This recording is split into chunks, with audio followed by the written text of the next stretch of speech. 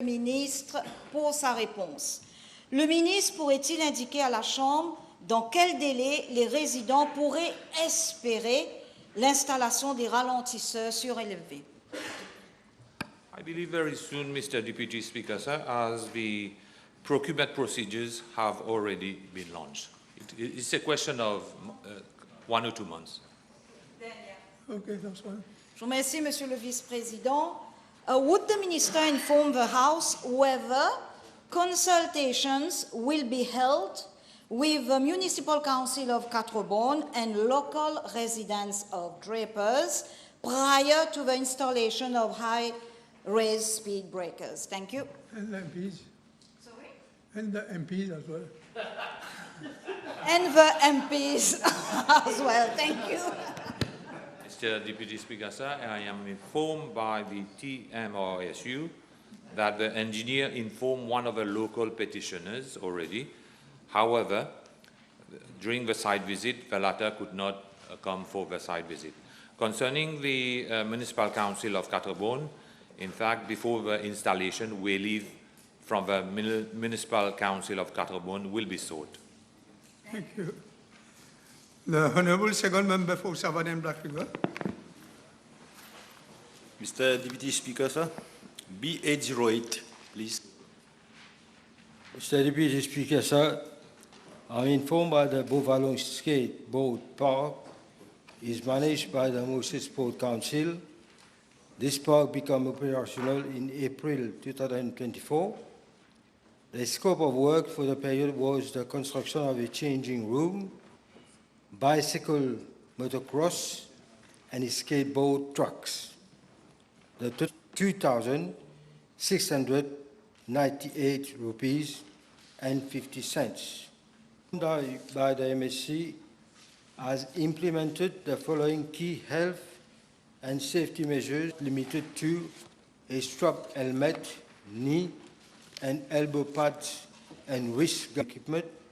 The management of the park reserves the right to rest. Influence of alcohol or non-prescribed drugs is prohibited. Only one person can use is strictly prohibited. Mr. Deputy Speaker, sir, I'm also, regarding part C of the question, I'm further informed by the Moses Sport Council that the skating infrastructure structures located in the upper park area leading to the skate zone have been damaged. Safety hazard. The facility is presently considered unfit for use and has been temporarily determined the overall viability, and sustainability of the facilities. Our sport facilities remain one of our primary concerns and assessment. Yes, Honourable Member. And BMX skateboard trucks. And what about procurement method applying the 11th October 2022 through an open national bidding exercise advertised in local for submission on 7 November 2022. 3 bids were received, namely from RBL Contracting Limited, SMS Contracting Limited, Good Peace Company Limited. The contract was awarded to Good Peace Company Limited for the contract amounted 9,023,450, including the contingency sum of 900,000, but exclusive of that. Signature of the contract, letter of award issued to the bidder on the 27 December 2022, and signature of contract with the bidder was done on 28 February 2023. The starting and completion date, the starting date was on 14 March 2023. Works were completed on April 2024. The total cost of the project for the construction of changing room and BMX skateboard trucks amounted to 9,272,698.56 including of VATs. Honourable members, the Chair has been advised that the following PQs have been withdrawn. B835, B811, B850, B855, 845, 819, 854, 840, 822, and 838. Now I call upon the Honourable Third Member for Mayberg and Plenmagnon. Thank you, Mr. Deputy Speaker. Sir, B809, please.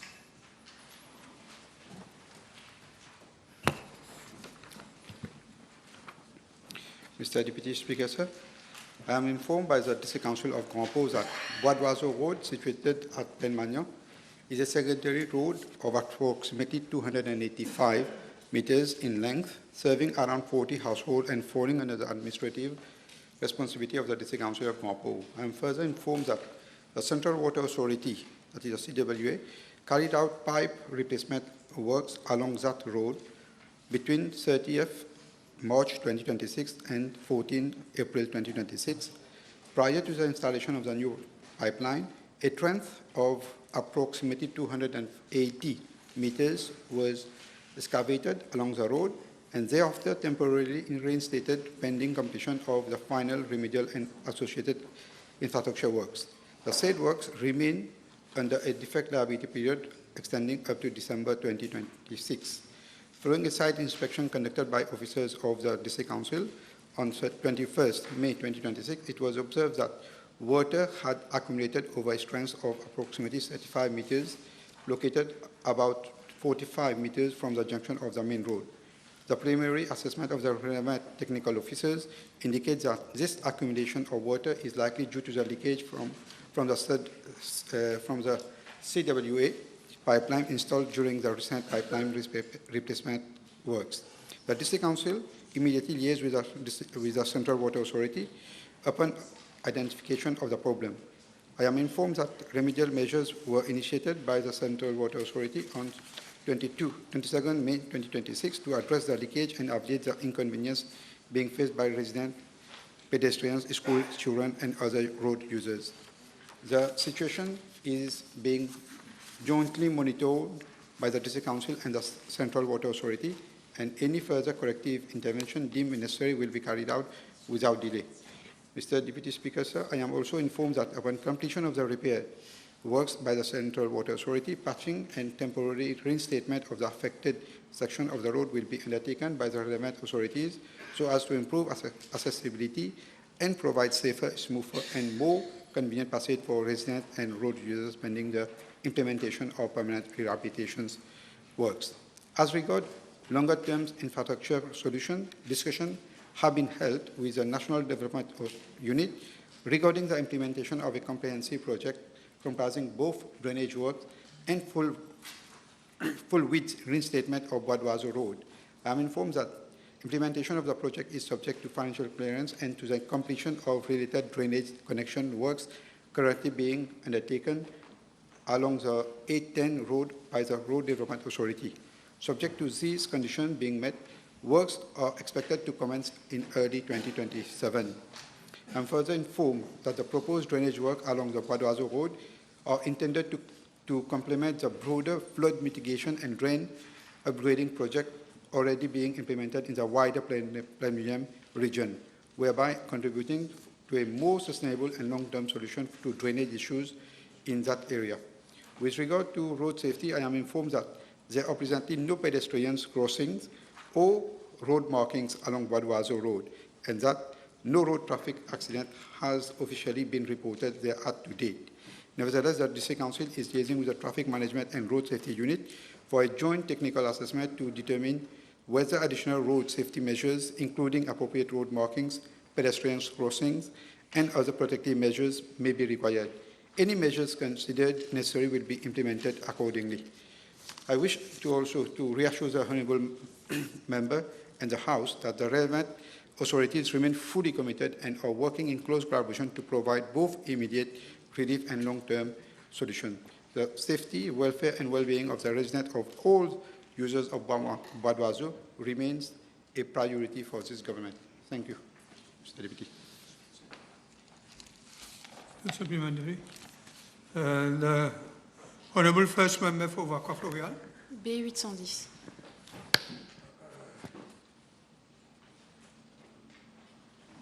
Who is answering this question? Mr. Deputy Speaker, sir, with your permission, I shall reply to parliamentary question B810. The Mauritius Society for Animal Welfare, commonly known as the MSO, is a statutory body operating under the aegis of the Ministry of Agro-Food Security, Blue Economy and Fisheries, and is responsible for animal welfare prevention of cruelty to animals and related operational programs. As regard to Part A, subsection 1 of the question, Mr. Deputy Speaker, sir, I am informed that on 30 April 2026, the chairperson and 2 members of the MSO Council resigned. One member serving in an ex officio capacity cited excessive load work due to his representation on several boards. The former chairperson and another member referred to governance and administrative concerns at the MSO. Following an inspection carried out at the Enforcement Department, the former chairperson submitted a report dated 28 April 2026, highlighting deficiencies in the record keeping, the absence of fully formalized standard operating procedures, weaknesses in the lodging and traceability of animal cruelty complaints, and shortcomings in operational records relating to dog registration, adoption, euthanasia, and catch-neuter release activities. Concerns were also raised regarding procurement procedures, overtime expenditure, and supervisory control. The director of the MSO was requested to provide explanations which were submitted on 6 May 2026. In his explanation, he referred, among others, to staff shortage, the absence of dedicated administrative and IT support, ongoing works to strengthen standard operating procedures and record-keeping system, and the need for a comprehensive operational review of the MSO. As regard to the request for tabling, I am advised that the document form part of an ongoing administrative examination and may also be relevant to a formal inquiry. It would be therefore not be appropriate to table internal reports, correspondence, and preliminary observation at this stage, as this could prejudice the process. Nevertheless, the substance of the matters raised is being fully communicated to the House today. Mr. Deputy Speaker, sir, as regard to Part A, subsection 2 of the question, I am informed that the Ministry has not established that pressure was exerted on the former chairperson regarding the renewal of the director's contract. I am further informed that the MSO Council, under the chairmanship of the former chairperson herself, had already approved the renewal of the contract on 23rd April 2026, prior to the alleged telephone conversation referred to in an email dated 29 April 2026. As regard whether the appointment and renewal were in order, Section 18, Part 1 of the Animal Welfare Act 2013 provides that the Council shall appoint a director with the approval of the Minister. In the present case, the appointment of Mr. Tina Garen Govindasamy as director was approved by the substantive Minister on 18 March 2025. Cabinet was informed accordingly on 4th April 2025, and the MSO Council formally approved the appointment on 29 April 2025. The one-year renewable contract took effect as from 20 May 2025, following the Council decision of 23 April 2026. The MSO formally requested ministerial approval for renewal of the contract for a further period of 1 year. Mr. Deputy Speaker, sir, as regard to Part B of the question, I wish to inform the House that a preliminary internal examination has already been initiated by the Ministry. Meetings and consultations were held by the Director, the Acting Procurement Officer, and the former representative of the Ministry of Finance on the Council. The preliminary finding indicates that there are administrative and governance weaknesses requiring corrective action, particularly in relation to record keeping, operational procedures, procurement controls, supervision system, and overtime management. However, certain allegations remain disputed and require further verification before any definitive conclusion can be reached. Accordingly, upon the designation of a new chairperson, the MSO Council will be requested to conduct a formal inquiry into all matters raised and to submit recommendations for corrective measures and institutional reform. The Ministry will closely monitor the implementation of improved governance, accountability, and operational system to ensure that the MSO effectively fulfill its statutory responsibilities. Mr. Deputy Speaker, sir, I wish to emphasize that the objective of the Ministry is neither to nor prejudge anyone, but to ensure that all matters are dealt with fairly, transparently, and in accordance with due process and principle of good governance. Thank you. Honourable members, the table has been advised that PQ B844 will be replied by the Honourable Minister of Tourism. PQ B846 will be replied by the Honourable Minister of Public Service and Administrative Reforms. PQ A50 will be replied by the Honourable Minister of Energy and Public Utilities. PQ B14 has been withdrawn. Now I call upon the Honourable Second Member for Flat-Bolacay. B812, s'il vous plaît. First, I wish to thank the Honourable Member for this pertinent question. As I previously informed the House in my reply to a parliamentary question, B842, at the sitting of the 7th October 2025, according to the Ministry of Public Service and Administrative Reforms, there are around 110 persons with disabilities who are employed in the public sector. 110 persons. I'm ashamed of this figure. With regards to data for the private sector, I'm informed that the Ministry of Labour and Industrial Relations keeps no such record at its level.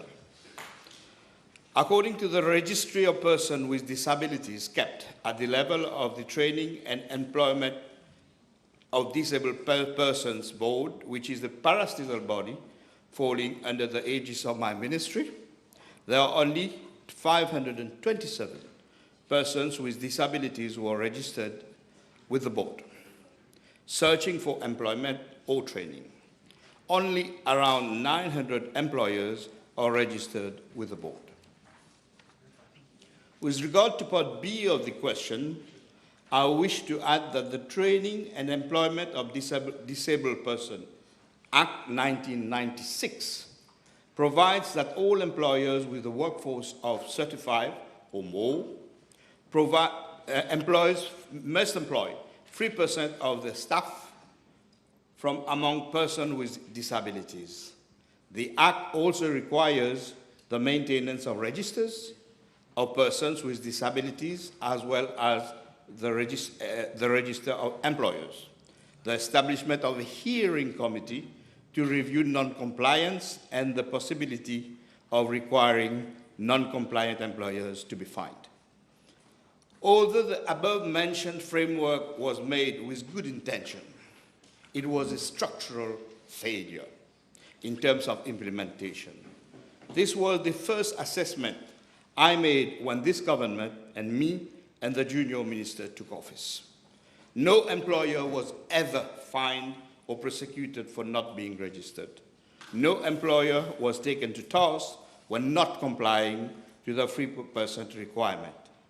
The law and its measures could not be implemented. I'm informed that the law and its measures could not be implemented due to various reasons, amongst them our lack of staff and associated resources. The number of trainings conducted over the years has systematically declined, while reporting and compliance mechanisms have in turn remained weak. This is why I call it a structural failure, and this has been going on for 30 years. Madam Speaker, when taking office at the end of 2024, I had three options, three ways forward to decide.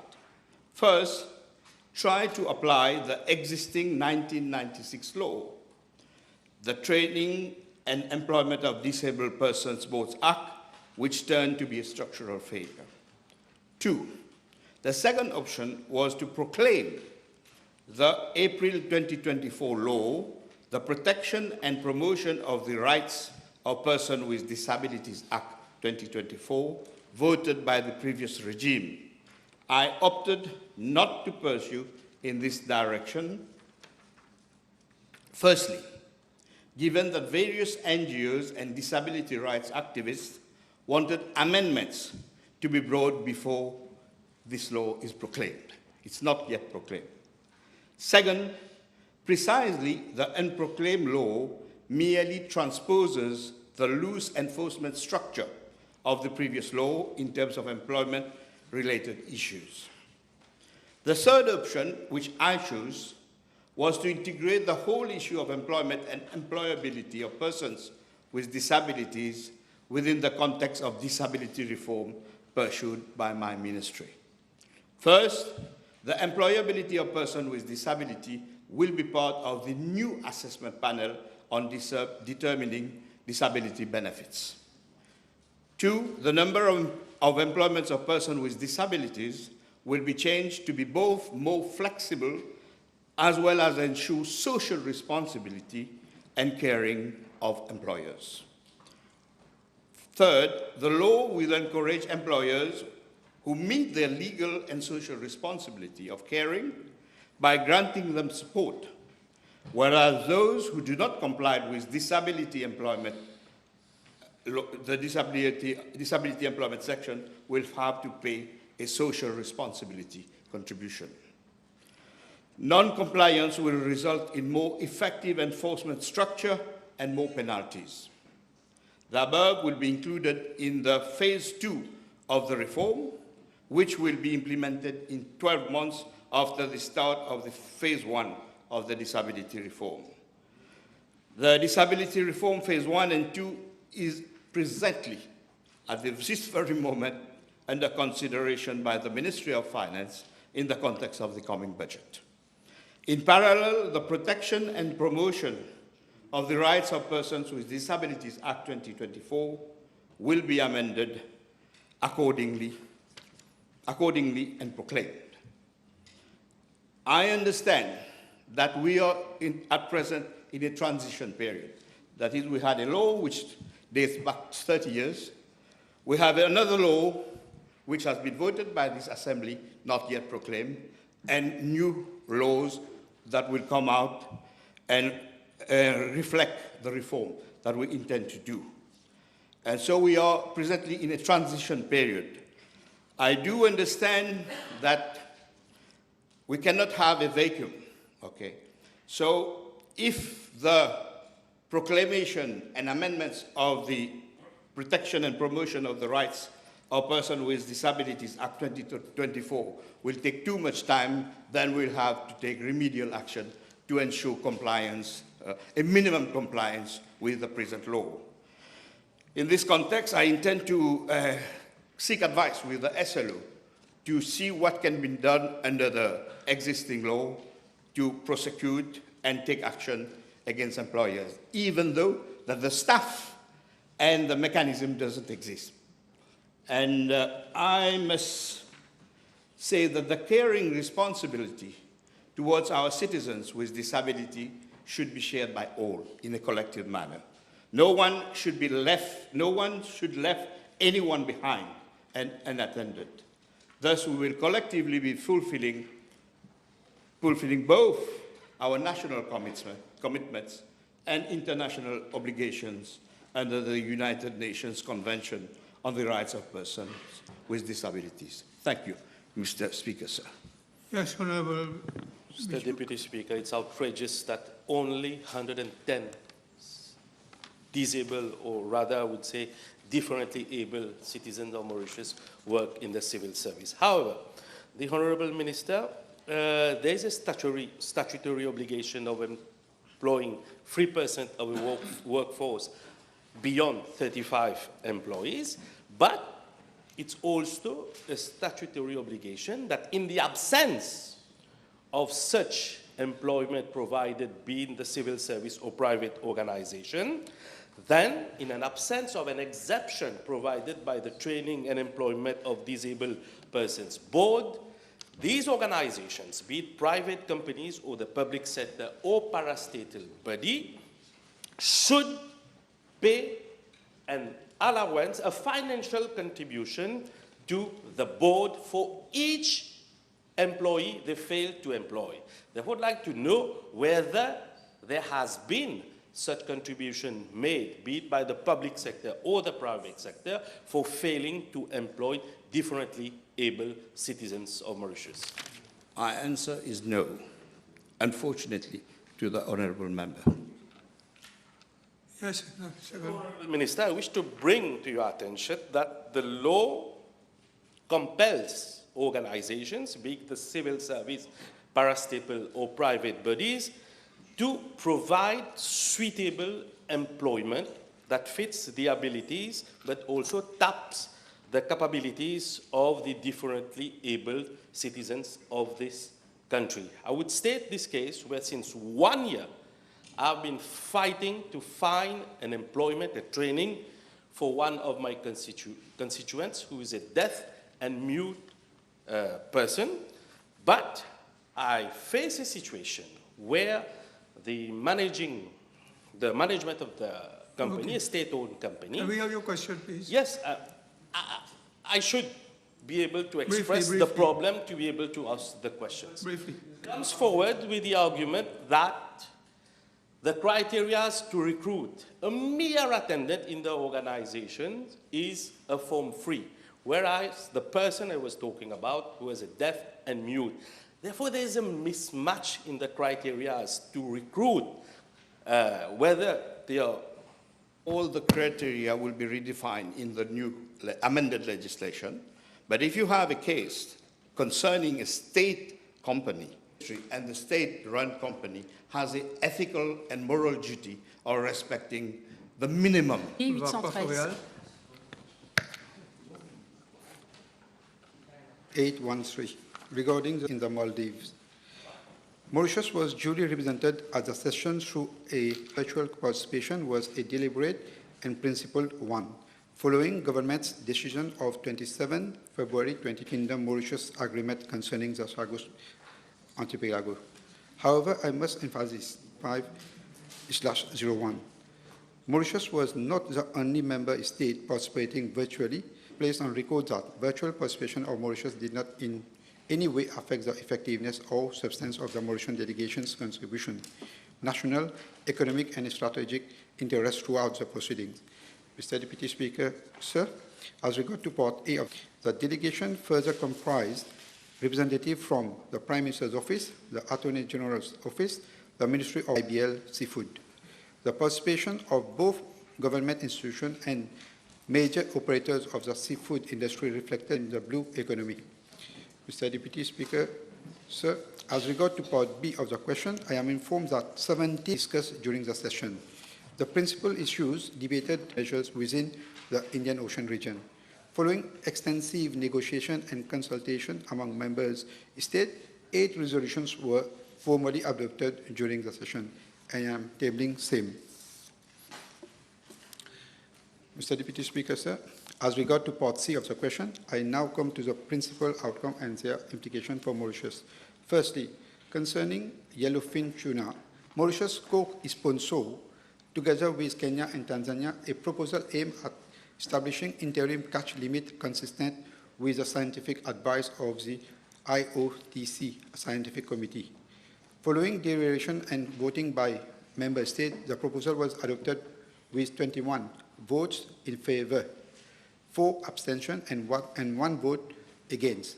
As a result, Mauritius secured an increase of its yellowfin tuna allocation from 10,490 tons to 10,990 tons for the year 2027, representing an additional allocation of 500 tons.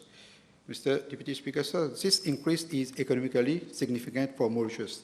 I'm informed that the existing quota of 10,490 tons for 2026 has already been substantially allocated among licensed industrial operators engaged in purse seine and long-line fishing activities. These activities sustain important economic sectors in Mauritius, including seafood processing, export-oriented activities, employment creation, logistics and ports services and value-added operation within the seafood hub. The increase in quota will therefore support additional economic activities and strengthen the contribution of the fisheries sector to the national economy and the blue economy. Secondly, regarding skipjack tuna, Resolution 25/3 adopted in 2025 had allocated Mauritius a quota of 13,908 tons, which will enter in force on 1st January 2028. During the present session, Mauritius submitted a proposal seeking a revision of allocation criteria applicable to small island developing states with a view to increasing the Mauritian allocation from 13,908 tons to 19,009 tons, representing an additional of 5,101 tons. The proposal was motivated by the need to better safeguard the economic interests in small island developing states, such as Mauritius, which remain heavily dependent on tuna fisheries, seafood processing, and export activities. Although consensus was not reached during this session, discussion was substantive and constructive. The proposal has accordingly been deferred to the 2027 session for further scientific and technical consultation. Mauritius will continue to engage actively with like-minded member states in support of a fairer and more equitable allocation framework that better reflects the realities and vulnerabilities of small island developing states. Thirdly, regarding swordfish, the proposal relating an interim catch limit was adopted in line with recommendation of the IOTC Scientific Committee. Mauritius, however, remains categorized as a small harvester based on its historical catch level of 194 tons recorded in 2024 and is therefore not subject to any specific swordfish catch limit for the year 2027 and 2028. I also wish to underline that Mauritius continues to comply with all conservation and management measures adopted by the IOTC and remain fully committed to sustainable fisheries management and responsible utilization of marine resources. In this regard, Mauritius achieved a compliance score of 87.3% for the year 2025 under the IOTC compliance framework, reflecting the country's sustained commitment to responsible fisheries governance, transparency, and international cooperation. I further wish to emphasize that the fisheries and seafood sector remain a major pillar of the Mauritian economy through employment generation, seafood processing, export, logistics, port activities, and other ancillary services associated with the blue economy.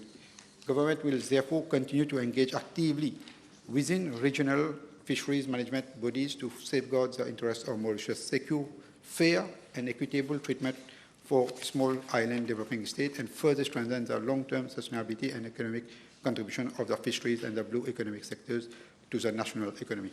Thank you. The Honourable Second Member for Savannah Black River.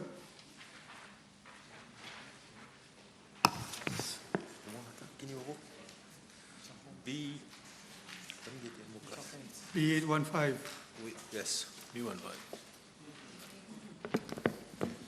Mr. Deputy Speaker, sir, with your permission, I shall reply to this parliamentary question.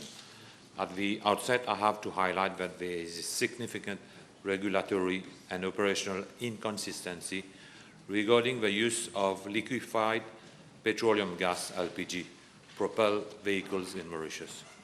While the National Land Transport Authority (NLTA) does not prohibit the conversion of petrol or diesel vehicles to LPG, there is currently no LPG dispensing stations across the island.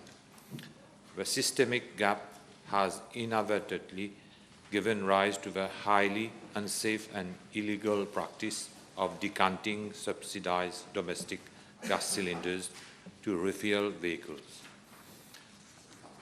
Mr. Deputy Speaker, sir, with regard to Part A of the question, I am informed by the NLTA and the Commissioner of Police that to date there have been no officially reported cases of an LPG-powered vehicle catching fire as a result of a road accident.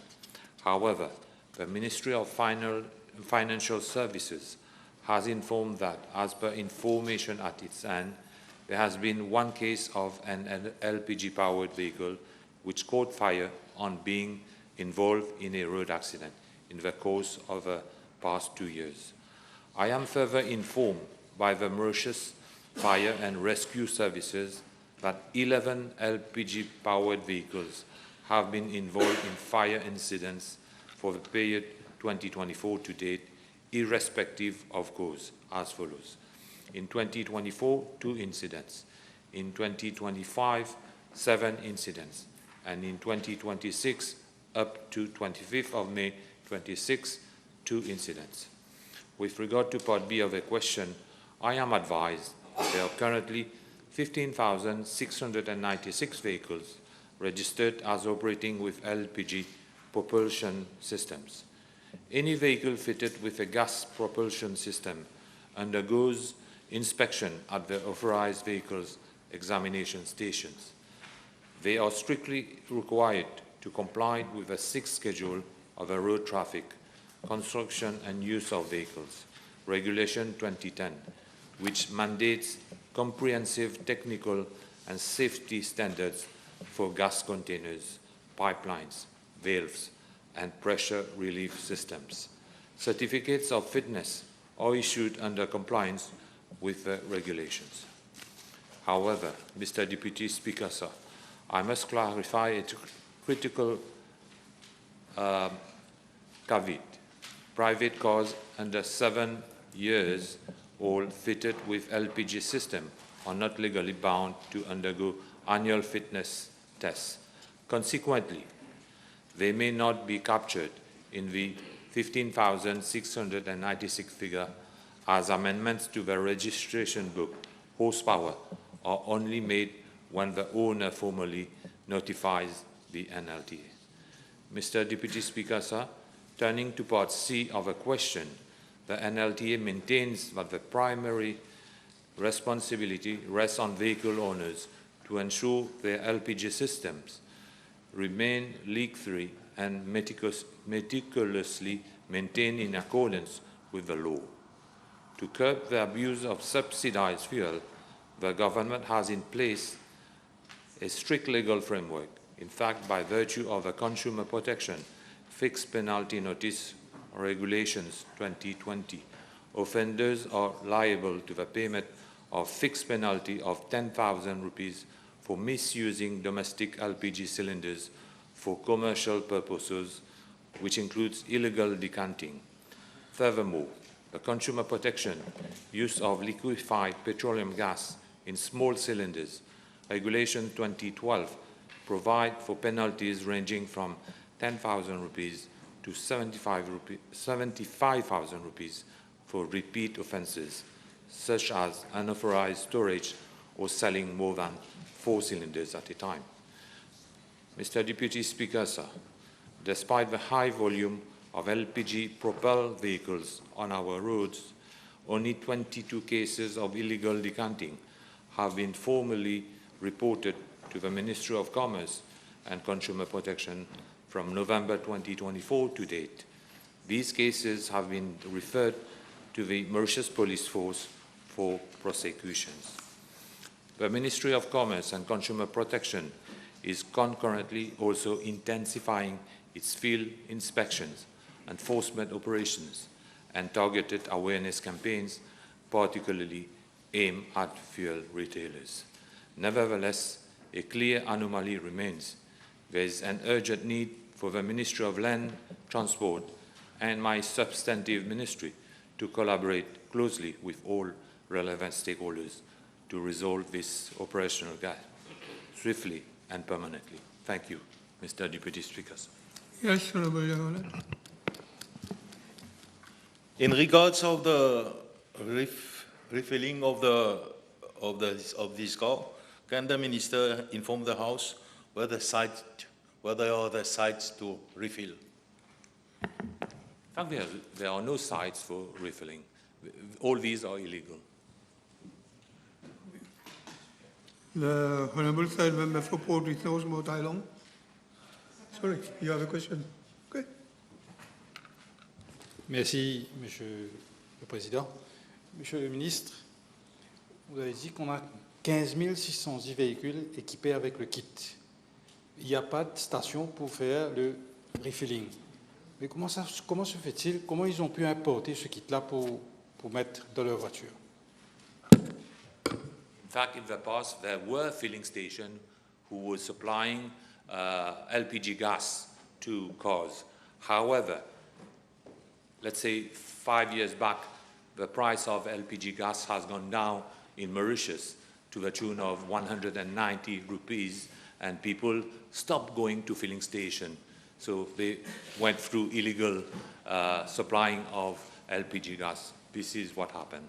And I have to say that my ministry is coming up with a smart card so that each person will have only 2 LPG gas per month. After that, they will have to pay the regular price, which will be the cost price of the LPG gas, which will be around 600 rupees. The Honourable Third Member for Port Resource and Water Islands. Thank you, Mr. Deputy Speaker, sir. B816. Monsieur le Vice-président, le CEB m'informe que la situation actuelle est de soutenir le déploiement de 11 MW d'installations photovoltaïques solaires sur des bâtiments publics à Maurice et à Rodrigue.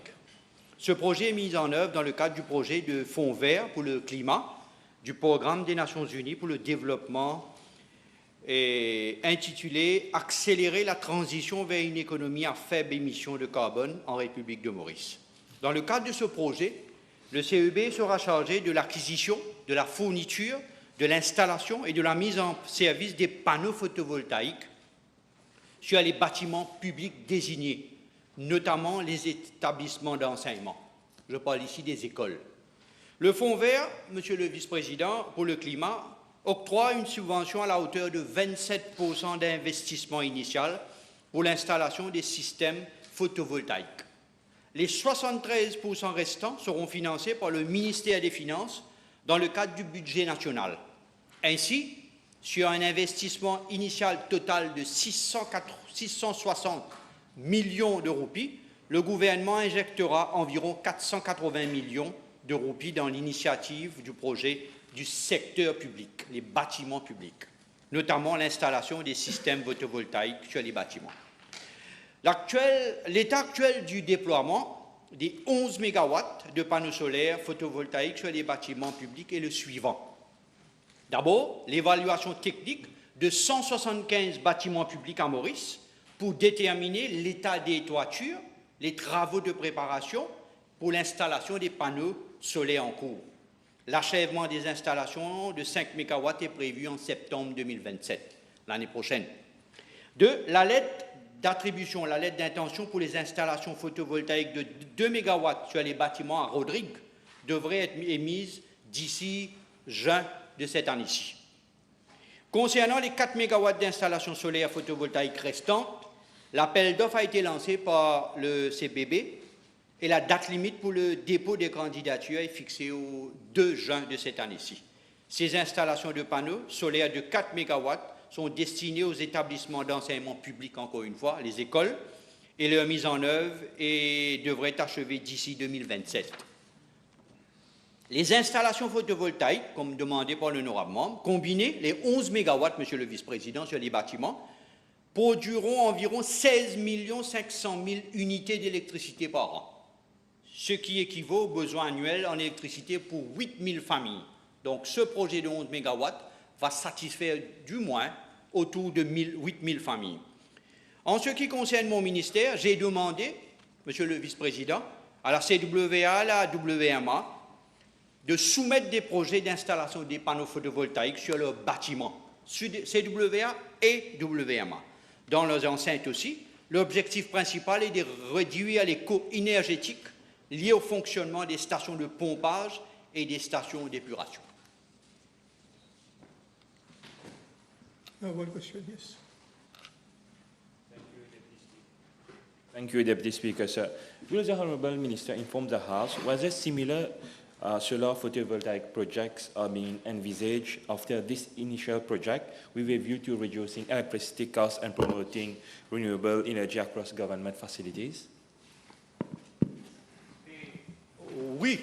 Est-ce que ce projet va continuer, vous voulez dire? Oui, bien sûr, parce que dans les 175 projets mentionnés, Monsieur le Vice-président, il y a des projets peut-être, quand on va faire les études techniques, il se peut que ces toits ne vont pas pouvoir être équipés de panneaux. Donc, tous nos projets, depuis qu'on est arrivé au pouvoir, tous les projets, les schemes agrivoltaïques, greenfield, household, it's ongoing. Parce qu'il y a des projets qui vont rentrer, par exemple, là, il y a le projet, c'est important, le projet de Storsen et Care.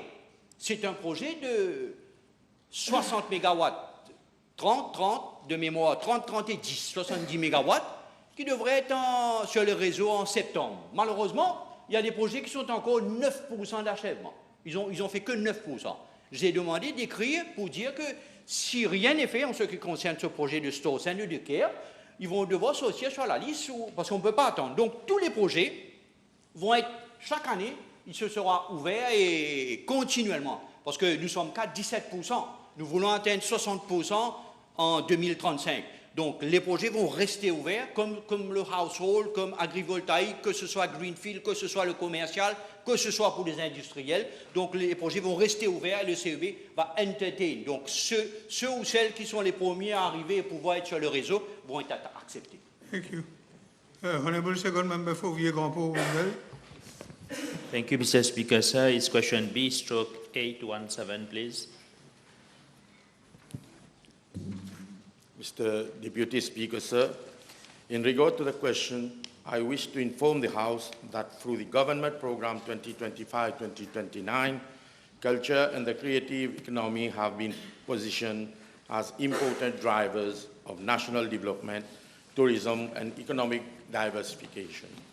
Measures announced include inter alia, the holding of the Assises des Arts de la Culture, the implementation of a heritage stewardship scheme to encourage public-private partnerships, the modernization and revitalization of museums, heritage sites, and cultural infrastructure, the promotion of cultural tourism and locally made crafts, and the setting up of the National Arts Open Commission.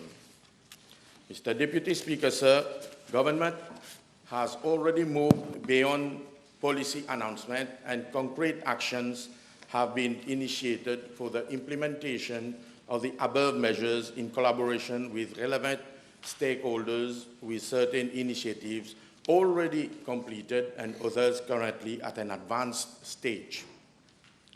I am pleased to inform the House that the Assises des Arts de la Culture has already been completed. The recommendations will feed into the preparation of the first comprehensive strategic plan for the arts and culture sector for the period 2026-2029 through the National Arts Open Commission currently being set up. Mr. Deputy Speaker, sir, concrete actions are also underway on other fronts. The Heritage Stewardship Scheme announced in the budget speech 2025-2029 is being finalized by the Economic Development Board and my ministry. The objective is to encourage greater private sector participation in the restoration, maintenance, management, and promotion of heritage assets, including historical buildings, museums, and cultural sites, while enhancing their tourism and economic potential. In parallel, under the cooperation agreement with the government of the French Republic, Business Mauritius, and civil society partners, a team from Expertise France is working on the public-private partnership model for selected national heritage sites. Necessary consultations and technical exercises are currently underway. Mr. Deputy Speaker, sir, we are also working on the development of local economic development plans around major heritage sites so as to create greater economic opportunities for the local communities, artists, and cultural entrepreneurs. In parallel, my ministry is equally working with the Human Resource Development Council and tertiary institutions to mount specialized training programs for the creative sector. The objective is to bridge the gap between existing academic training and the practical realities on the ground, while better equipping artists, cultural entrepreneurs, and creative professionals with industry-relevant skills. Mr. Deputy Speaker, sir, it is important to underline that the present government inherited a sector which for many years lacked a coherent long-term vision and strategic direction. For nearly a decade prior to 2025, culture, heritage, and the creative economy were unfortunately not positioned as national economic priorities despite their immense potential for tourism, employment creation, and national identity building. While certain initiatives were undertaken during that period, these were often fragmented and implemented without an integrated national strategy or measurable development objectives. Critical areas such as the modernization of museums, the structured development of heritage sites, and the valorization of local artisans did not receive the sustained attention they deserve.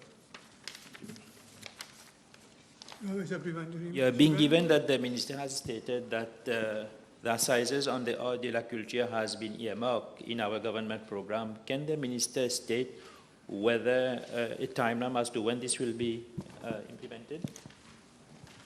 I've already replied that it is already completed, and now it will be sent to the National Open Art Commission. The Honourable Third Member for Grand-Peuple. B818, s'il vous plaît. Mr. the Deputy Speaker, sir, as the leading government agency mandated to provide strong institutional support to promote trade and investments in Mauritius, the Economic Development Board, working collaboratively with my ministry and our diplomatic missions in Africa, has organized and participated in several trade missions in Africa since November 2025 to date. I am therefore informed that by the EDB that between November 2025 and April 2026, 4 major trade missions and roadshows were undertaken as follows. Firstly, Africa Tech in November 2025, where the EDB participated in the Africa Tech Festival 2025, which was held from the 11th to the 13th of November 2025 in Cape Town, South Africa. That event had enabled fruitful discussions with many stakeholders, including tech operators from the United States.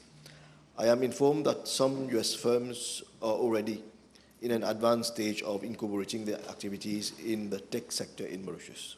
Secondly, multi-cluster roadshow in South Africa.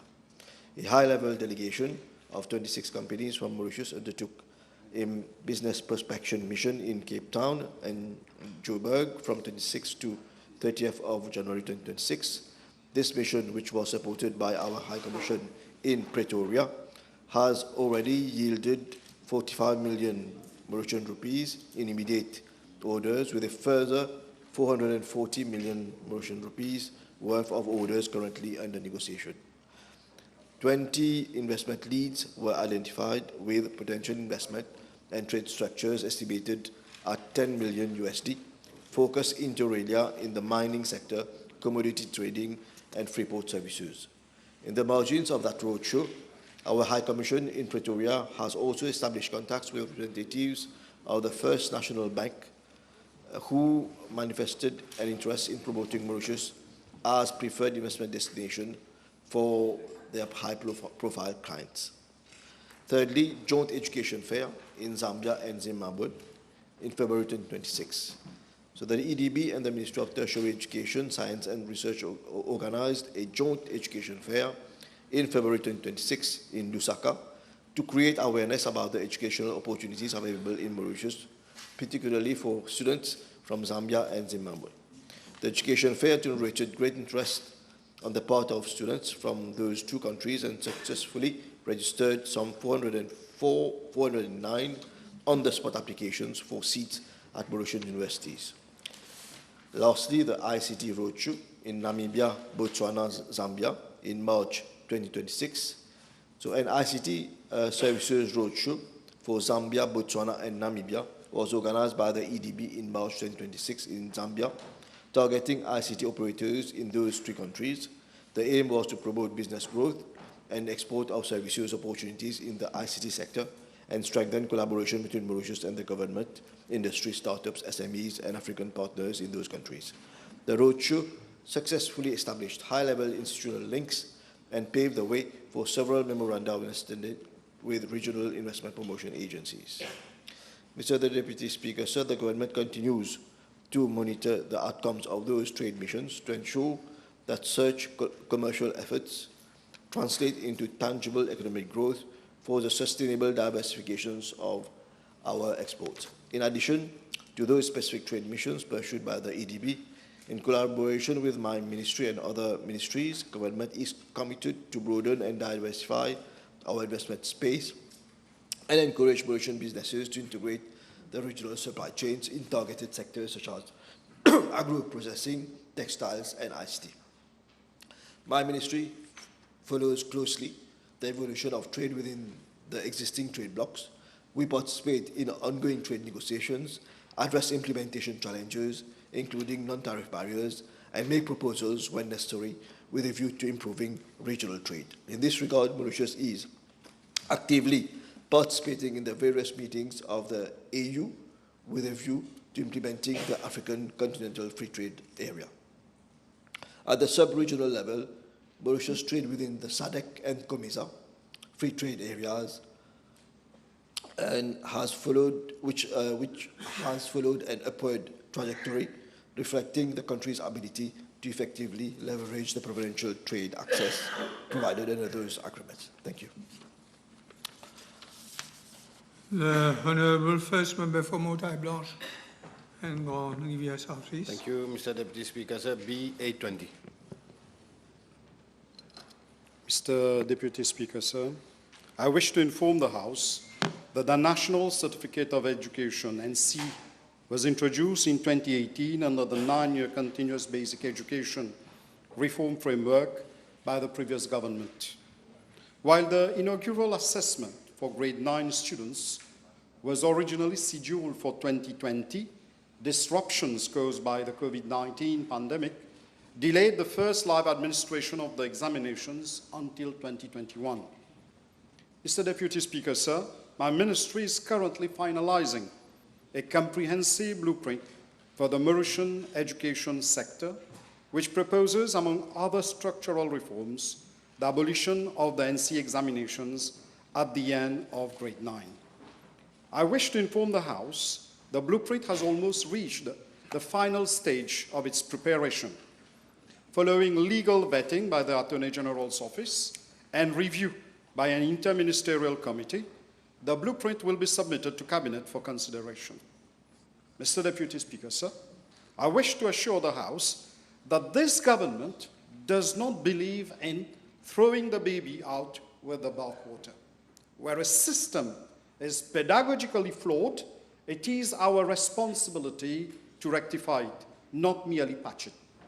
In its current form, the curriculum of the NC is partially flawed because it does not adequately prepare our students to meet the exigencies of school certificate examinations. Consequently, we are reviewing both the lower secondary curriculum and its assessment framework. In collaboration with Cambridge International, we are developing a new curriculum and assessment framework that prioritizes holistic student development over rigid, high-stakes testing. Let me inform the House that the NC was initially designed to assess both mainstream and extended program students. Numerous stakeholders openly showed their disapproval regarding the practice of asking the former extended stream students to take the NC examinations. Mr. Deputy Speaker, sir, unfortunately, between 2022 and 2025, nearly 7,000 extended program students who sat for the NCE examination failed miserably, and 7,000 extended program students were left entirely without certification. This is unacceptable systemic failure, which could not be condoned. That is why this government came with a foundation program as an alternate pathway for children who need a special curriculum and assessment framework based on their competencies.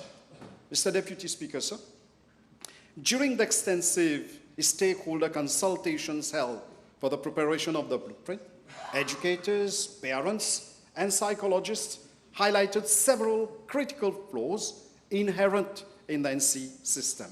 For example, one, the current system induces severe stress. Learners are driven into an intense cycle of private tuition spanning from grade 7 to grade 9, and in reality, extending continuously from grade 5 through to the higher school certificate, causing learner burnout and considerable harm to the well-being of our children.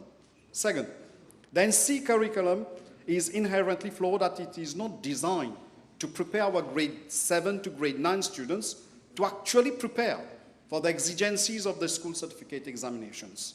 Three, the migration of thousands of students from regional colleges to academies after the NC examinations, which severely disrupts schools' continuity.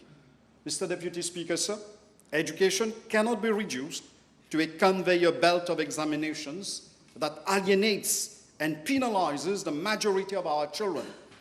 The alternative pathways being engineered in our upcoming blueprint will ensure that every child, regardless of the academic stream, is provided with a humane, equitable, and certified pathway toward secondary and technical education. Thank you. Yes, Honourable Member. Yes, I thank the Honourable Minister for his answer. But can the Honourable Minister give at least some indication, because there is a legitimate expectation in the public for teachers and pupils, they have stressed as well, when the system will change? Thank you, Honourable Member, for this question. And through this question, let me assure, with your permission, Mr. Deputy Speaker, sir, everyone that due attention will be given for the phasing out so that the new system which will come, it will, one, respect the legal framework so that enough time will be given for students who are, for example, students who are already in grade 8, okay, they will take the NC. The phase out will not come out abruptly in order to we ensure students and everyone that nobody will be harmed, and they will be given sufficient time in order to prepare for the change that will take place. Yes, you have a question? Thank you, Deputy Speaker, sir. Will the Honourable Minister inform the House whether the NC examination is used to eliminate students from being promoted to grade 10 so that the percentage of pass rate in the SC exam could be maintained at a high level? Thank you, Honourable Member, for this question. In fact, I would wish to inform the House in general. This is what was happening when we came with the criteria of 5 credit. With the criteria of 5 credit, what was happening? The idea was to eliminate the students with 3 and 4 credits so that the HSC result could be good, the percentage could be lofty. Okay, similarly, I presume perhaps now with hindsight, perhaps that was the intention.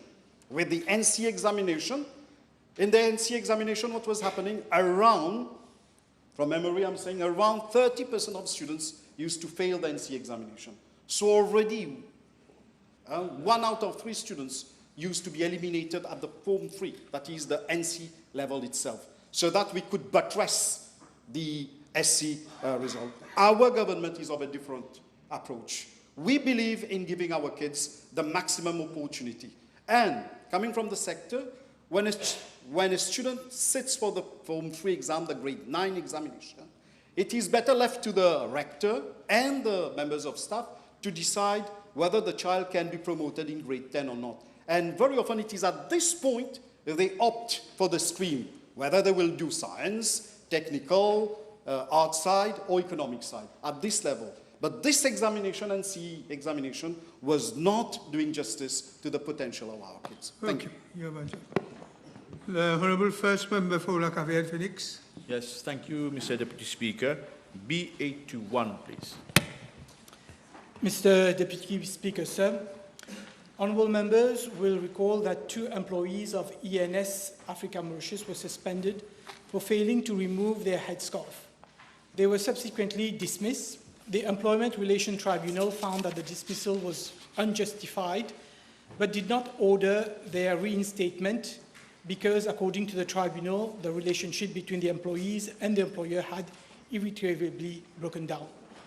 The 2 employees filed complaints with the Equal Opportunities Commission, alleging that they had been subjected to discrimination by ENS Africa Mauritius via its préposé based on their creed. In its report dated 8th of May 2026, the Equal Opportunity Commission concluded, amongst others, that, first, no condition, requirement, or practice existed within ENS Mauritius relating to secularity that was ever binding on the 2 employees. ENS Mauritius did not address the accusation of the 2 employees that the employers allegedly used derogatory language to refer to the employees' hijab.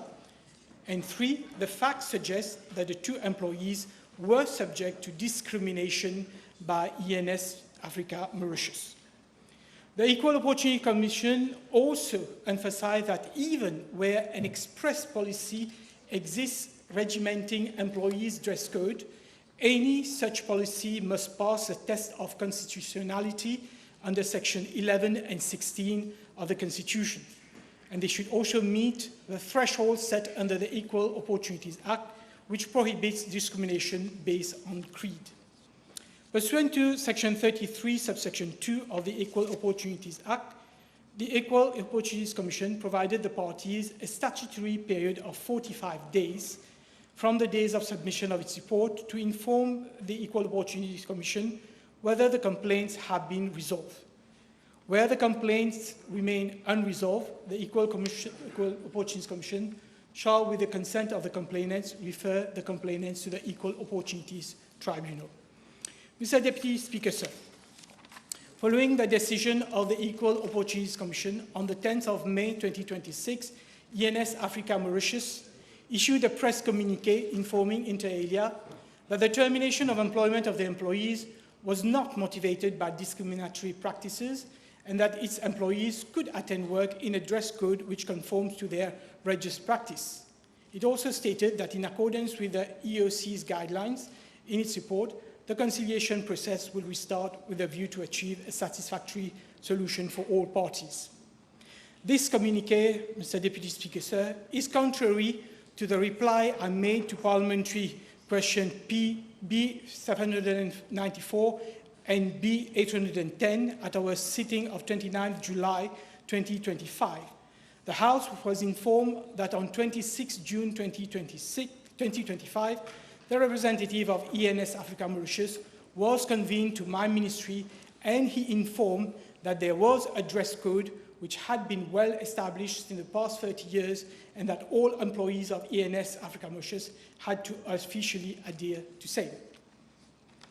Mr. Deputy Speaker, sir, in July 2025 and November 2025, my ministry submitted proposal to the Attorney General's Office for amendments to Section 5 of the Workers' Rights Act to prevent discrimination based on religious appearance or dress, which is required by or symbolic of a person's religion or religious belief. The proposed amendment will also require an employer to make such adjustment to the condition or practice as may be reasonable and necessary to accommodate a worker's religious appearance or dress, unless the employer can demonstrate that making such adjustment would impose unjustifiable hardship.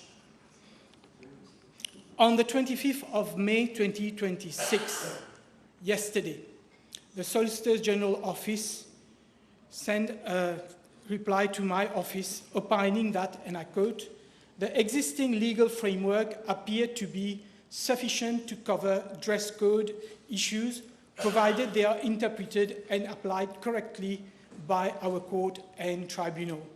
As we only received that opinion yesterday, the matter is still under consideration." As far as ENS Africa Mauritius is concerned, Mr. Deputy Speaker, sir, should ENS Africa Mauritius failed to reach an amicable settlement with the 2 employees within the 45 days given to them by the Equal Opportunities Commission, I will ask the Honourable Attorney General to consider revoking the license of ENS Africa Mauritius under the Law Practitioners Act on the ground of public interest, because, in my opinion, a law firm which engages in discriminatory practices should not be allowed to practice in Mauritius. Yes, Honourable Lubin. Yes, thank you, Honourable Minister, for this reply. In the meantime, will the Honourable Minister consider issuing a guideline or a notice to all employers that they should make it mandatory at their workplace to have written non-discrimination and dress code policies that are in line with our Constitution, written guidelines? Yes, Mr. Deputy Speaker, sir, I'll give the instruction to my officers to liaise with the different employers' organizations to make sure that they have this non-discrimination policy in written form, which is circulated to all employees. Your next question, Honourable. First member for La Caverne. Sorry, Your Honour. I'm not in court in Parliament, sorry. So am I am not in court either. Yes. Yes, Mr. Deputy Speaker, B823, please.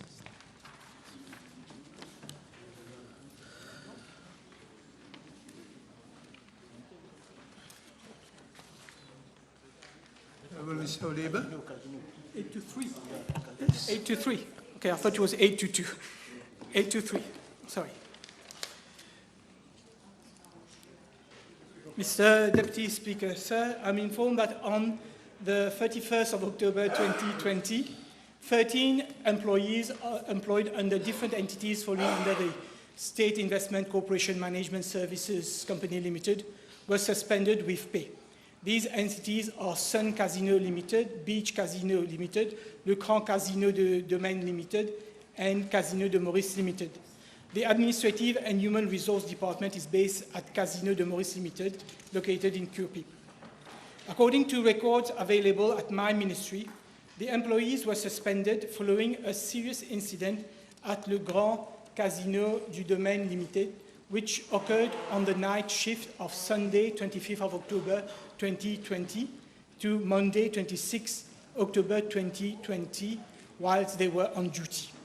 The incident involved, but was not limited to the following: heavy betting by punters with chips, 5,000 value chips up to 80,000 rupees, bet on one even chance, bet of up to 240,000 rupees by punters per spin, and heavy payment made to punters in excess of 1 million rupees. Management considered that the employees may have committed acts of gross misconduct and informed them that an investigation was being carried out in that respect. The employees were thus suspended with pay with immediate effect. Mr. Deputy Speaker, sir, I am informed that further to investigation carried out by the Administrative and Human Resource Department of the group, the employees were issued with their respective letters detailing the particulars of charges against them and requesting them to appear individually before disciplinary committees. The hearing of the disciplinary committees were held on different dates in 2021. I'm further informed that upon completion of these disciplinary hearings, 5 employees were individually issued with a severe warning as their acts and doing and omission at all material time were considered as serious and contrary to their work condition. However, the remaining 8 workers had their employment terminated on the ground of gross misconduct. So, Deputy Speaker, sir, 6 out of those 8 employees whose employment were terminated solicited the conciliation services of my ministry to claim their reinstatement. Despite 7 conciliation meetings held at the level of the conciliation and mediation section of my ministry, the employer, State Investment Corporation Management Services Company Limited, refused to reinstate them on the ground that the employees had been found guilty of gross misconduct. As the conciliation was unsuccessful, all 8 employees registered their complaint for termination of employment at my ministry against their respective casino employers. My ministry then conducted an inquiry into the workfare program, and between August and October 2023, my ministry employees whose employment had been terminated. Subsequently, the employees decided to retain the services. Because they had retained services of counsel and attorney, my ministry had to withdraw from all 8. One member for Vieux-Grand-Port, Rosebell. Question has been withdrawn, this one. Honorable Kira. B8 to file, please. Mr. Deputy Speaker, yes, question A, whether an inquiry has been conducted by the Financial Crime Commission. Yes, an inquiry is being conducted by the Financial Crime Commission on this matter. However, I have been informed by the Financial Crime Commission to any investigation can be divulged by virtue of section. The exception provided under the law. I'm also advised that under section 1313 of the Financial Crimes of the said Act is precluded from seeking information regarding any investigation. As such, Mr. Deputy Speaker, sir, I'm not in a position to reply to this question. Monsieur le Vice-président, il est bon de savoir que la FCC a référé toute la question, tout le cas au ministère des Sports, quoi qu'en dise l'honorable ministre. De ce fait, peut-on savoir justement ce que compte faire le ministère des Sports, vu que les procédures de transfert n'ont pas été respectées, Monsieur le Vice-président? Premièrement, concernant le paiement. Oui, mais c'est la question. Que compte faire le ministère des Sports, vu que les procédures de transfert n'ont pas été respectées? Premièrement, concernant le paiement fait par chèque et tiré au nom d'un dirigeant de Pamplemousse SC au lieu du club lui-même. Et deuxièmement, en évitant de suivre les règlements de la FIFA, tout en ignorant les formalités de transfert à travers le Transfer Matching System. Hang on. If this is the subject of the FCC inquiry, I won't allow you to proceed any further, because the FCC inquiry, and nobody is allowed to ask any question about the inquiry.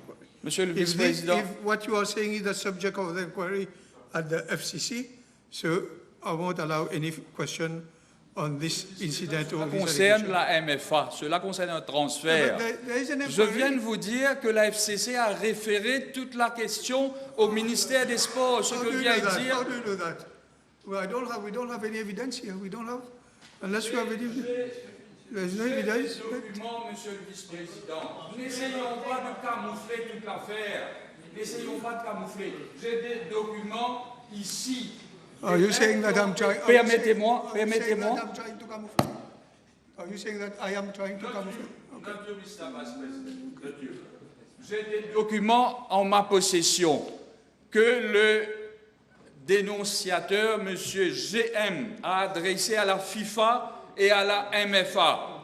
Ce sont des documents véridiques que je vais déposer, Monsieur le Vice-président, à votre attention, et à l'intention de l'honorable ministre aussi. Peut-être qu'il n'est pas au courant de toute l'affaire. Donc, ce que je suis en train de dire, est-ce que l'honorable ministre, à travers son ministère, ils ont l'intention d'ouvrir une enquête et de demander à la MFA de donner toutes les informations concernant ce transfert frauduleux qui a été effectué? I'm clear on that issue, Deputy Speaker. The matter is clear. Everything has been referred to the FCC, and I've got the letter from the FCC to say that this question cannot be replied in Parliament. Okay, next question.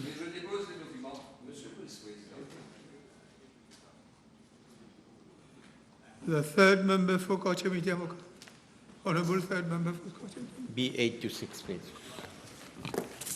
Mr. Deputy Speaker, sir, I am informed that following completion of housing project by the NHDC, it has been the practice for my ministry to vest part of the housing estate, that is, plots of land over which stand the social facilities and green spaces in the Ministry of Local Government for maintenance, as the NHDC does not have sufficient financial and human resources.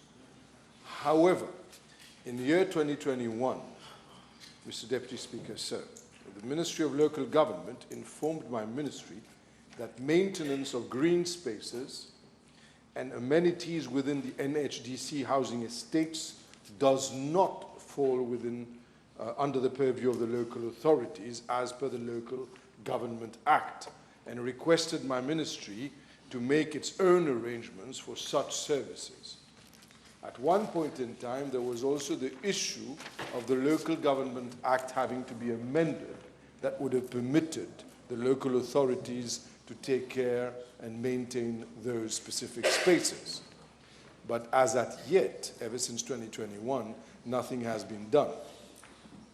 In a spirit of collaboration, some local authorities have, despite their limited means, been maintaining the green areas and other amenities over a number of housing estates.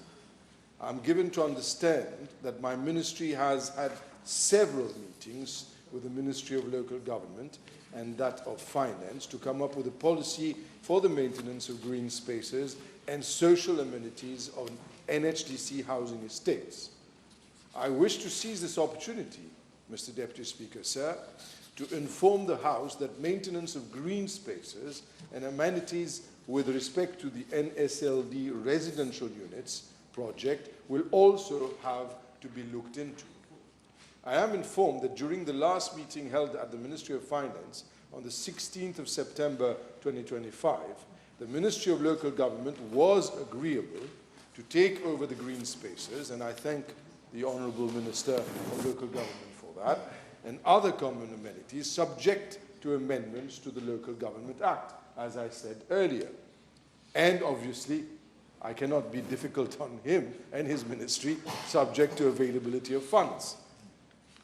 Residence Lavande housing project in Dagotier comprises 656 housing units on a ground plus one configuration, a football ground, a children's playground, a jogging track, a community center, a commercial outlet, and 32 green spaces.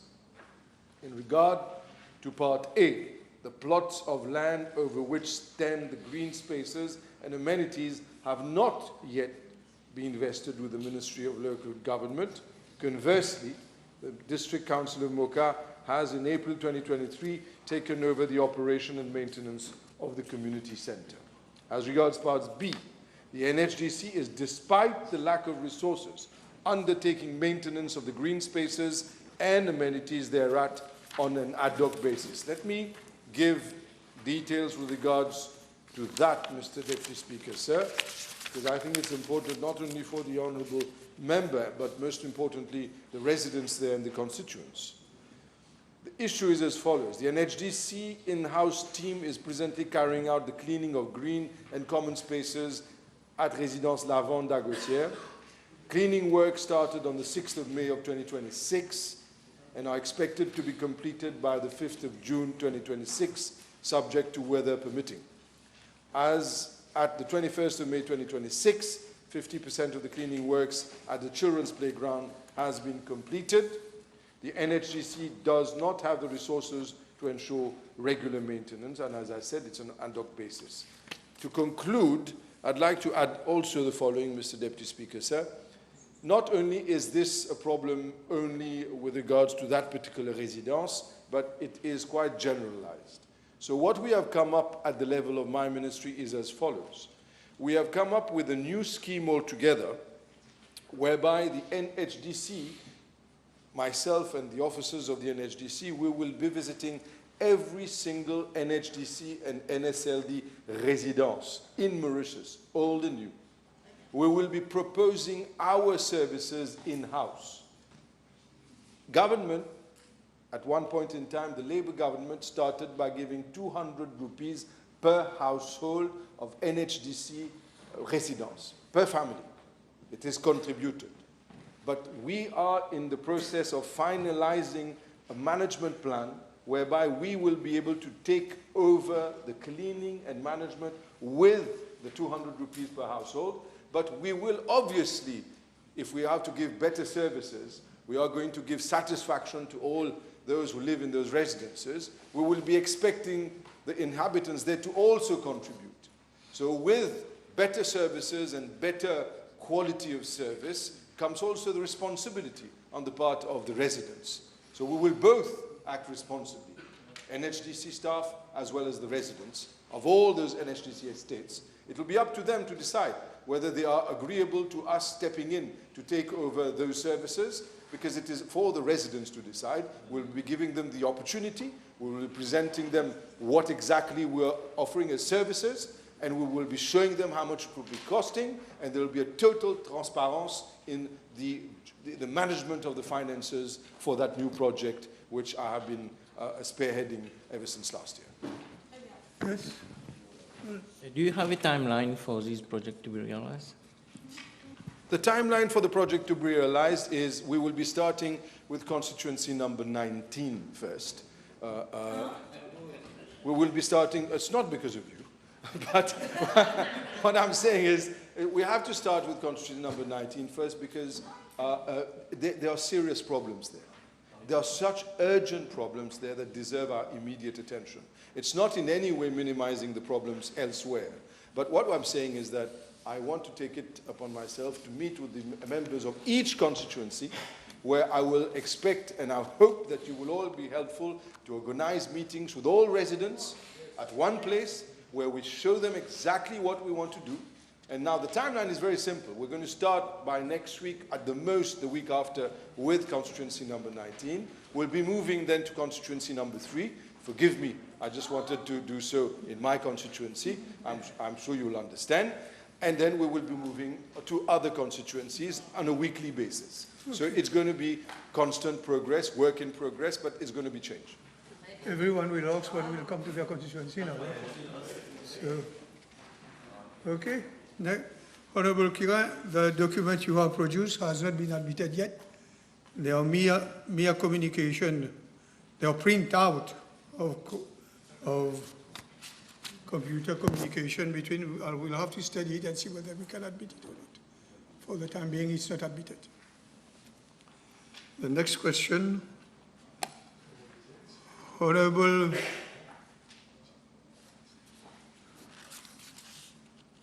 Kazian, third member for Port Ethos and Motailong. B827, thank you. Mr. Deputy Speaker, sir, in reply to part A of the question, I'm informed that since January 2021 to date, my ministry has received 1,258,913 doses of COVID-19 vaccines as donation from friendly countries, namely People's Republic of China, India, France, United Arab Emirates, Republic of South Africa, United Kingdom, and Kingdom of Saudi Arabia as follows. 100,000 doses of Covishield from India, 100,000 doses of Sinopharm from People's Republic of China, 5,000 doses of Hayat Sinopharm from UAE, 50,400 doses of Johnson & Johnson vaccine from Republic of South Africa, 1,170 doses of Johnson & Johnson vaccine from France, 151,200 doses of the Johnson & Johnson vaccine from MasterCard Foundation and Saving Lives and Livelihoods Initiative in partnership with Africa CDC, 387,270 doses of Pfizer from United States, 200,760 doses of Moderna from France, 211,200 doses of pediatric Pfizer from UK, 51,840 doses of bivalent Pfizer from United States through COVAX facility, 20 doses of Pfizer vaccine in 2025 for Hajj pilgrims, and 53 doses of Pfizer vaccine from United Kingdom of Saudi Arabia this year for Hajj pilgrims. Madam Deputy Speaker, sir, regarding Part B and B1 of the question, I'm informed that some 2,708,940 doses of COVID-19 vaccines were purchased and delivered for COVID-19 vaccination campaign in 2021 as follows. 100,000 doses of Covishield from Serum Institute of India for a total amount of 21,149,472 rupees.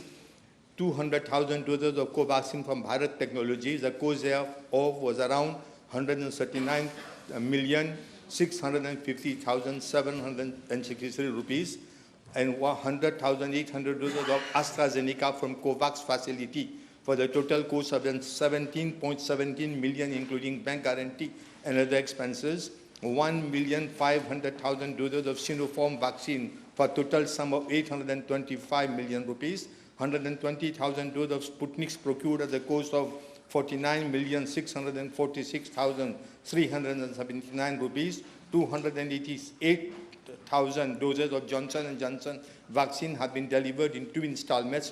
Total cost incurred was 116,494,720, and 400,140 doses of Pfizer had been delivered for total cost of 264 million rupees. Mr. Deputy Speaker, sir, in regard to part B of the question, out of 2,708,940 doses of COVID vaccines purchased and delivered, a total of 162,816 doses of vaccines have expired. The House may wish to note that a total of 987 million in respect of Johnson & Johnson's Pfizer and Sputnik vaccines was outstanding when I assumed office as Minister of Health and Wellness in 2024. Some 691,200 doses of Johnson & Johnson vaccine, which had never been delivered, but for which a contract agreement had been signed by the previous government, were expired and disposed of by Johnson & Johnson Vaccine Pharmaceuticals.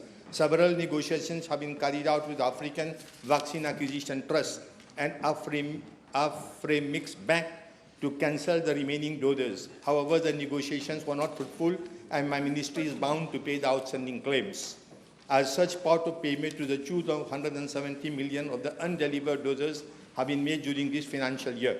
An amount of 25 million is still outstanding in respect of Johnson & Johnson vaccine, and same will be settled shortly. Similarly, we would have to pay an amount of 277 million rupees for 599,040 undelivered doses of Pfizer in line with the contract agreement signed by the previous government. As a result, provisions are being made in the forthcoming budget to settle the outstanding claim. In case of an emergency, Pfizer will not provide any vaccine to us, as no payment was effected by the previous government for the remaining doses. Yes, you have got one question? Honorable Minister. One last question. Time yes, is over. with regards to those undelivered doses for which the ministry had to pay, is the minister going to launch whatever inquiry will have to be investigated so that to bring all those who are at fault for these amount the minister had paid already? This matter will be looked by the Attorney General's office, but I have to inform the House that our government has disbursed over 1 billion rupees as far as these medications are concerned, vaccinations are concerned. Okay. Time is over. Honorable members, the table has been advised that the following PQs have been withdrawn. B833, 851, 858, 843, 834, 842, 853, 839, 831, 848, 847, 837, 828, 829, 841, 857, 830, 844. Time is over. Motion. Yes. Mr. Deputy Speaker, sir, I move that all the business on today's order paper be exempted from the provisions of paragraph 2 of Standing Order 10. Seconded. Yes, seconded. The question is that all the business on today's order paper be exempted from the provisions of paragraph 2 of Standing Order 10. Those in favor say aye. Those against say no. The ayes have it. Statements by ministers. I call the Honourable Minister of Environment, Solid Waste, Management and Climate Change. Thank you, Mr. Deputy Speaker. Mr. Deputy Speaker, I wish your permission to make a statement. Following the adoption by the United Nations General Assembly of the resolution welcoming the advisory opinion of the International Court of Justice on the obligations of states in respect of climate change. On 25th July 2025, I made a statement in the House following the advisory opinion given by the International Court of Justice on the obligations of states in respect of climate change to clarify the legal obligations of states in addressing global warming and climate change. The House will recall that the request for an advisory opinion was led by Vanuatu Island State following lengthy representations made by Pacific Islands law students.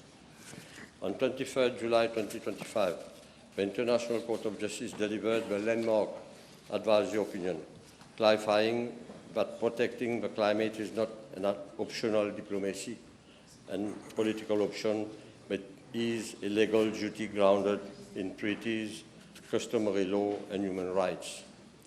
Thus, states which fail to fulfill their obligations risk legal responsibility and claims for repair.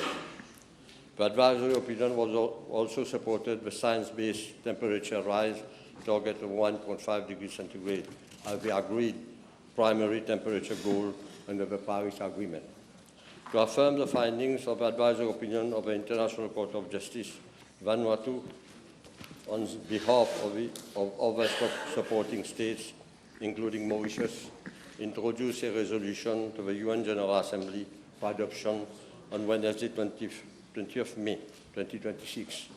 The resolution had a resounding success with 141 votes in favor, only 8 against and 28 abstentions.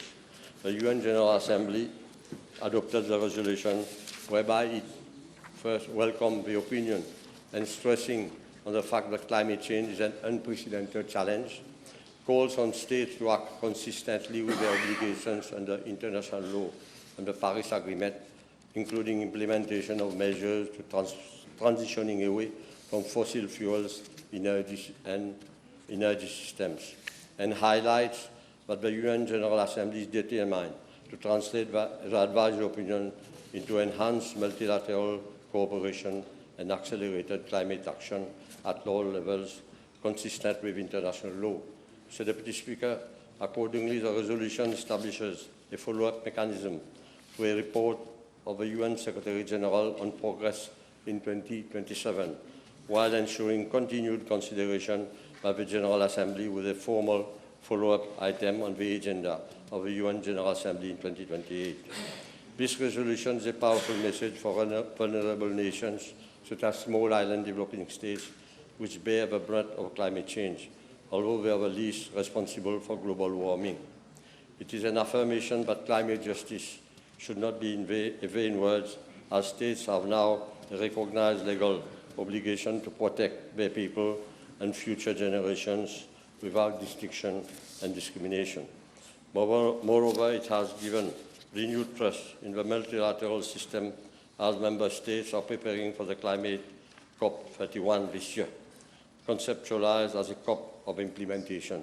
The resolution will significantly guide negotiations on key agenda items, including climate finance, loss, damage, just transitions, among others. Mauritius, as a member of the Alliance for Small States, the African group of negotiators, as well as the G77 and China, will be guided by this resolution in the preparation of its national position for the forthcoming COP31. Mr. Deputy Speaker, I thank you for your attention. Yes. The Honourable Minister of Health and Wellness. Mr. Deputy Speaker, sir, with your permission, I wish to make a statement on my ministry's preparedness plan for Ebola. In view of the fact that on 16th of May 2026, the World Health Organization declared the outbreak of Ebola in Democratic Republic of Congo and Uganda as a public health emergency of international concern, I wish to reassure the House and the population of my ministry preparedness to deal with this serious health threat. I wish to report that I have had a fruitful personal meeting with Dr. Pedros, Director General of WHO, during my participation in the 79th World Health Assembly held in Geneva from 18th to 23rd of May 2026. In addition, members of my delegation and myself participated in several daily briefings held by the Director General personally and the WHO Regional Director of African Region, Professor Janabi, on the situation of Ebola in the Democratic Republic of Congo and Uganda. Both the Director General and the Regional Director stressed the need for preparedness, solidarity among nations, and dissemination of accurate and updated information, particularly with respect to any suspected case of Ebola. Mr. Deputy Speaker, sir, Ebola is a severe, very often fatal disease in humans. It is caused by viruses including Ebola virus, Sudan virus, and the Bundibugyo virus.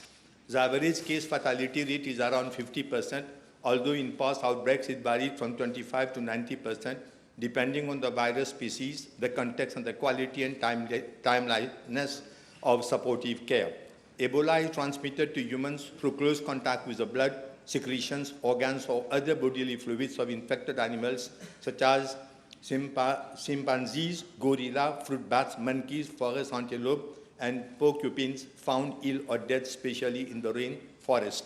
Once introduced into human population, it spreads from person to person through direct contact, through broken skin or mucous membranes with blood or body fluids of infected persons, or indirectly through contaminated materials such as bedding, clothing, or needles, or as a result of unsafe burial practices. The incubation period is usually between 2 to 21 days. A person is generally not infectious before the onset of symptoms. The clinical features include sudden fever, intense weakness, muscle pain, headache, and sore throat. This may be followed by vomiting, diarrhea, rash, impaired kidney and liver functions, and in some cases, internal and external bleeding. Diagnosis requires laboratory confirmation.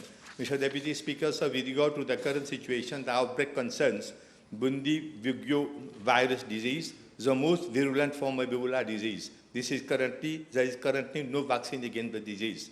The information available indicates that as 18th May 2026, the Democratic Republic of Congo had reported 516 suspected cases and 131 suspected deaths, as well as 33 confirmed cases and 4 confirmed deaths.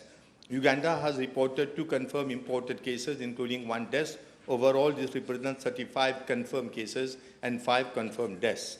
Mr. Deputy Speaker, sir, a public health emergency of international concern is defined under the International Health Regulation as an extraordinary event which constitutes a public health risk to other states through the international spread of disease and which may require coordinated international response. My ministry has updated and activated its national preparedness plan for Ebola virus disease May 2026, of which I am tabling a copy. The plan covers the Republic of Mauritius, including Rodrigue and the Outer Island, and is structured around preparedness, mitigation, and recovery.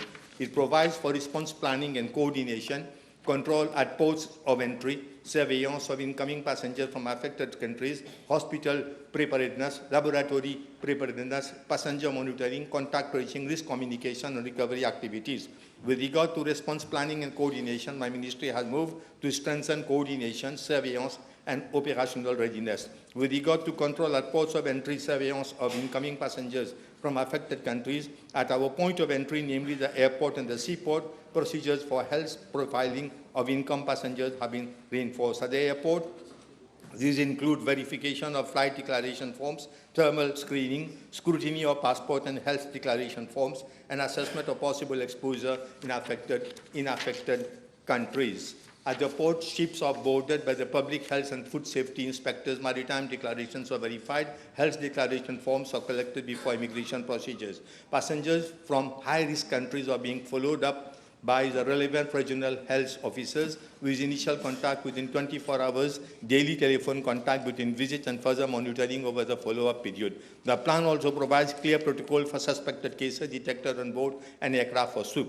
With regard to hospital preparedness, any suspected case would be separated, assessed by a medical team wearing appropriate personal protective equipment, and transferred through a dedicated pathway to our isolation facility at Suivez Hospital with dedicated isolation based on separate quarantine bay contacts to be identified, assessed, and followed up. In the case of a ship with one or more suspected cases, the vessel will be directed to an isolated cave with transfer of suspected cases to the Suivez hospital and assessment of close contact. Similarly, should there be any suspected cases from private sector, the case will be transferred according to an established protocol to Suivez hospital.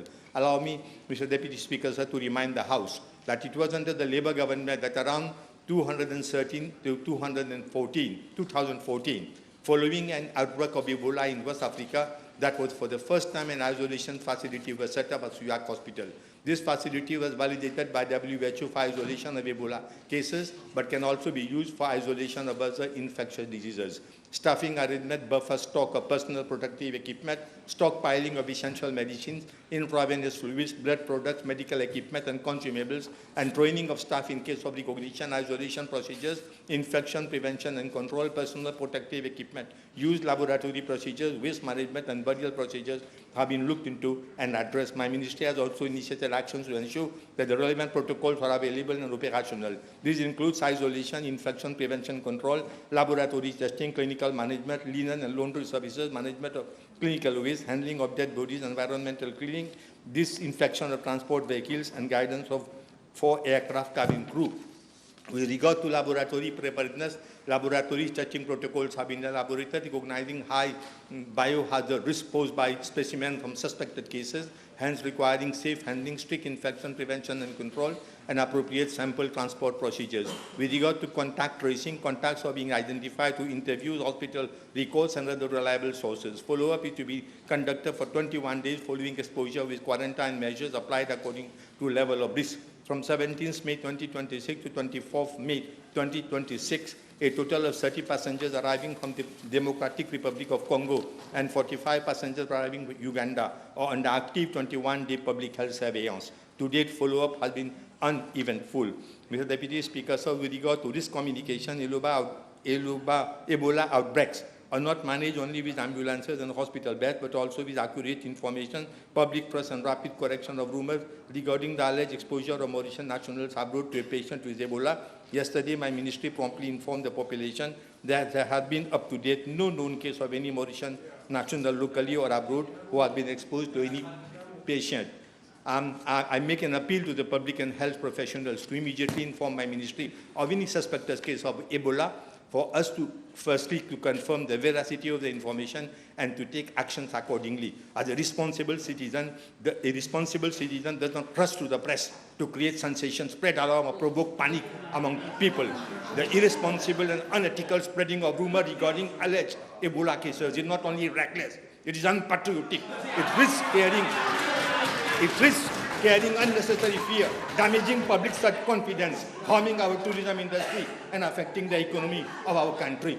My ministry will provide press releases, targeted radio and television programs, counseling of travelers, distribution of fact sheets to public and private doctors, information materials for airport and port staff, hotlines, regular situation reports, and community engagement. The key message is this: Mauritius has a national updated preparedness plan, actions initiated, and my ministry strengthening operational readiness in line with WHO guidance and our obligations under international health regulation. Our objective is clear: early detection, rapid isolation, safe management, effective contact tracing, protection of health workers, and prevention of any local transmission, and putting a rapid halt to irresponsible spreading of rumors. Mr. Deputy Speaker, sir, I wish to share with the House and the public that the risk of Ebola spreading widely in Mauritius remains extremely low or non-existent. Unlike COVID-19, Ebola is not primarily airborne, and unlike chikungunya or dengue, it is not spread by mosquitoes. It is transmitted mainly through direct contact with body fluids of an infected person. Let me reassure the House and the population at large. My ministry is supported by experienced professionals who have already helped the country to successfully manage H1N1, chikungunya, dengue, and the first outbreak of COVID-19 in the past. Mr. Deputy Speaker, sir, in matters of public health, credibility matters, experience matters, integrity matters. We will continue to act calmly, firmly, and responsibly to protect the population. I thank you. Thank you. The Honourable Minister of Labour and Industrial Relations.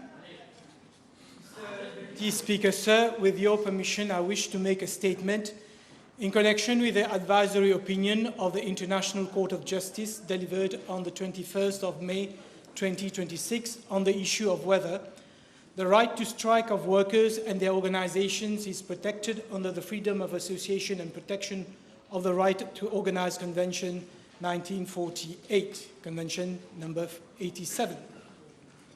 18 member states of the International Labour Organization, including Mauritius, 5 international organizations, namely ILO, the International Trade Union Confederation, the International Organization of Employers, the International Cooperative Alliance, and Business Africa, made oral statement during the advisory proceedings.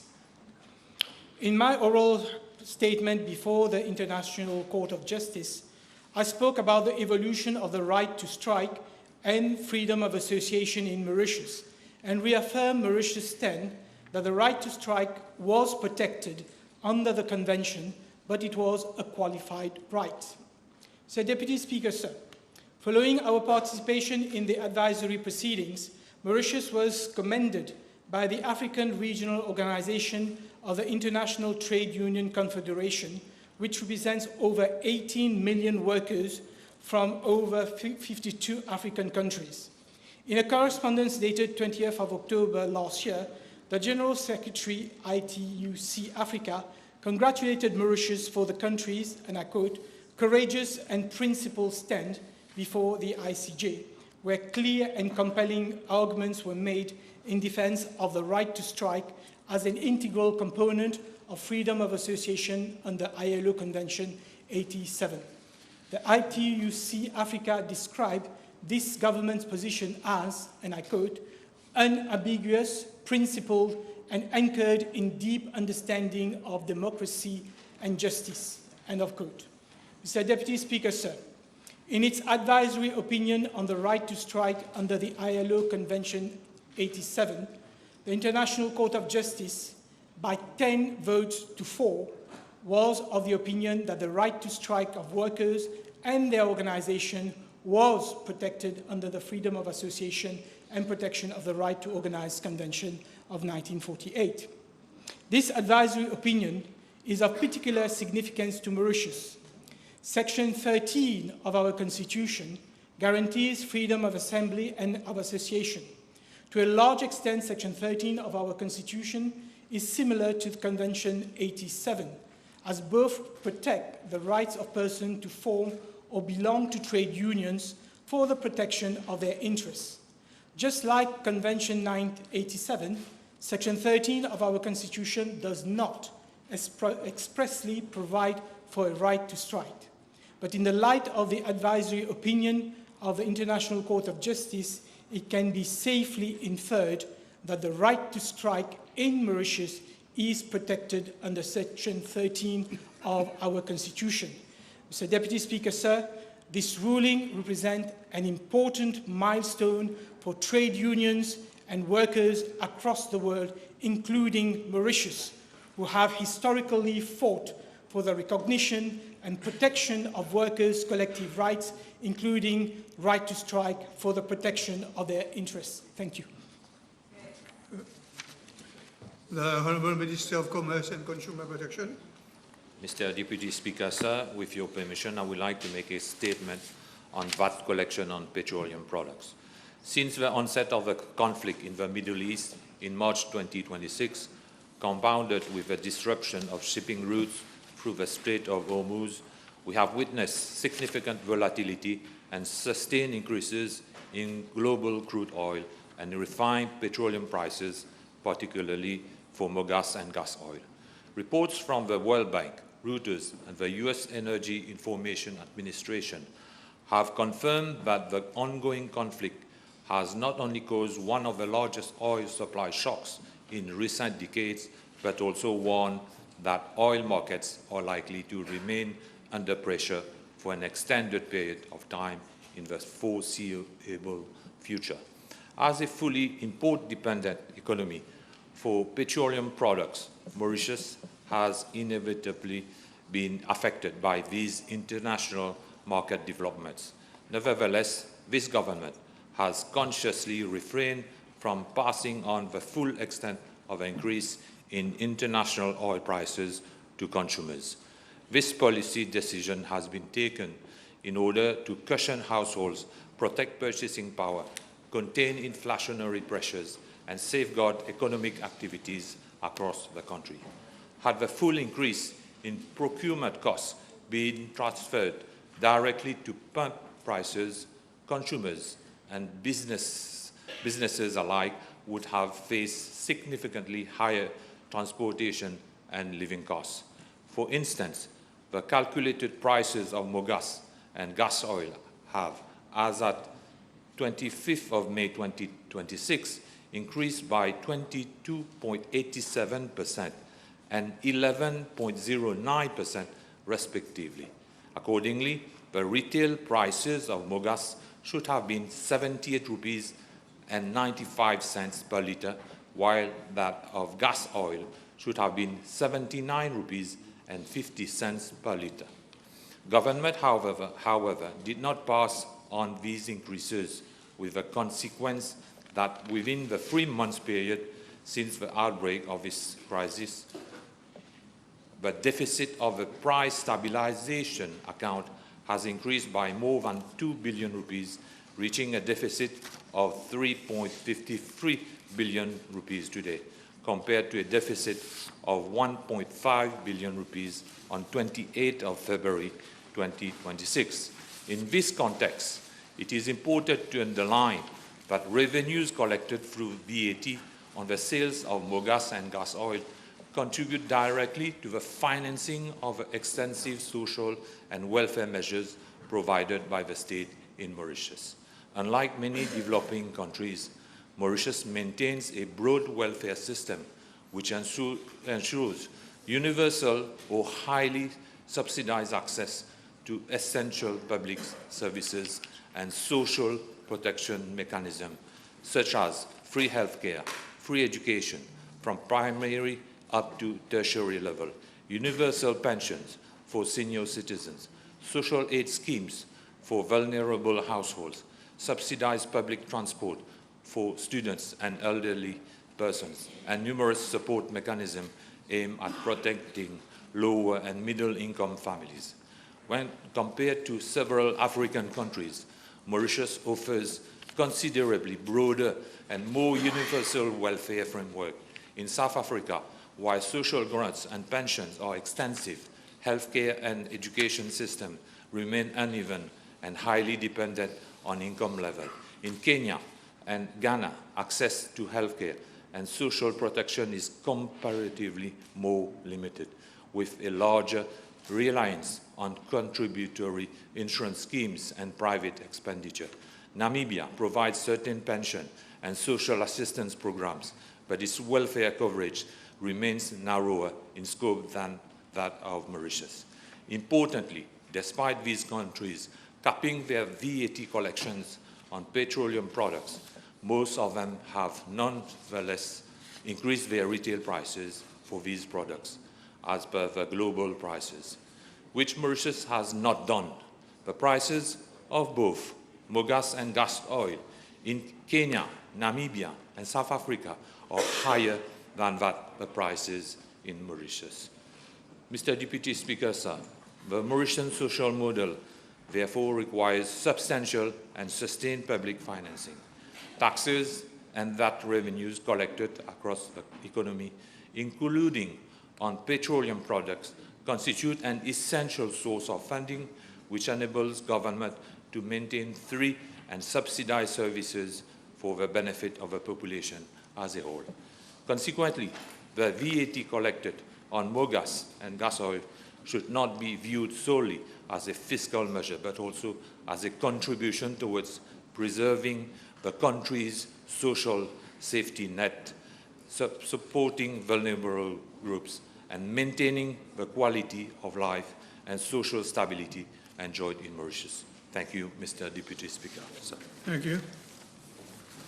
Honourable members, I have perused the documents Honourable Third Member for Beaubassin and Petite Rivière wished to table in relation to PQ B 825.